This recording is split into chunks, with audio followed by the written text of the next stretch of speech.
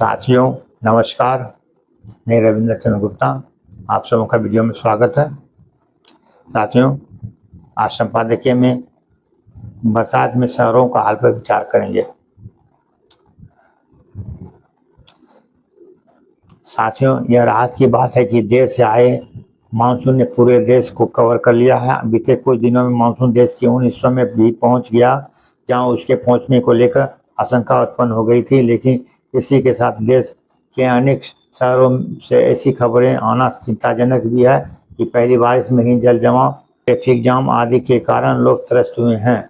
यह समझ आता है कि किसी शहर में कम समय में अधिक बरसात हो जाने से लोगों को जल भराव जनित कुछ समस्याओं का सामना करना ही पड़ेगा, लेकिन आखिर इसका क्या मतलब है कि कई शहरों में मामूली बरसात से ही लोगों के लिए समस्या बन जाए।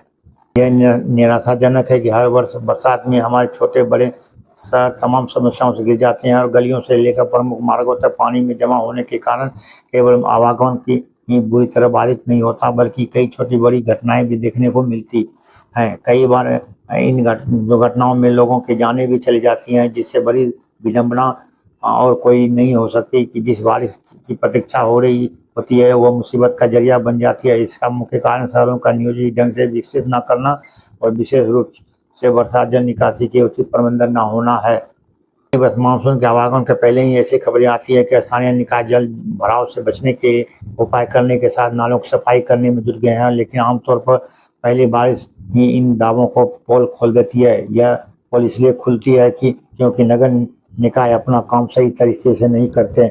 इसके बाद भी वर्षा जनित समस्याओं के लिए नगर निकायों के अधिकारी, पार्षद, मेयर आदि कभी जवाबदेह नहीं ठहराए जाते हैं। जवाबदेही के इस अभाव ने ही सारे हमारे शहरों की सूरत बिगाड़ रखी है। शहर और भी अधिक दुर्घटनाग्रस्त हो जाते हैं। कहीं सड़कें जलमग्न हो जाती है तो कहीं सीवर उफना जाते हैं। बारिश में कई समस्याएं इसलिए भी सिर उठा लेती हैं, सड़कों और नालियों का निर्माण घटिया तरीके से होता है। बार सड़कें और यहाँ तक इसकी एक्सप्रेसवे तक धंस जाते हैं। जिन शहरों में बारिश से अधिक जल भराव होता है उन्हें सैकड़ों करोड़ रुपए का आर्थिक नुकसान उठाना पड़ता है, लेकिन वर्षा जनित समस्याओं के अस्थायी और ठोस समाधान तब भी नहीं किए जाते हैं, जिसका एक बड़ा कारण नगर निकाय का भ्रष्टाचार है। अपने देश की एक बड़ी त्रासदी यह भी है कि सीवेज के साथ इस ड्रेनेज सिस्टम, नालियों का निर्माण तरीके से होता है। इसके चलते कई बार सड़कें और यहाँ तक कि एक्सप्रेसवे तक धंस जाते हैं। जिन शहरों में बारिश से अत्यधिक जल जमा होता है उन्हें सैकड़ों करोड़ रुपए का आर्थिक नुकसान उठाना पड़ता है, लेकिन बरसाती समस्याओं को स्थायी और ठोस समाधान भी नहीं किए जाते हैं। इसका एक बड़ा कारण नगर निकायों का भ्रष्टाचार है।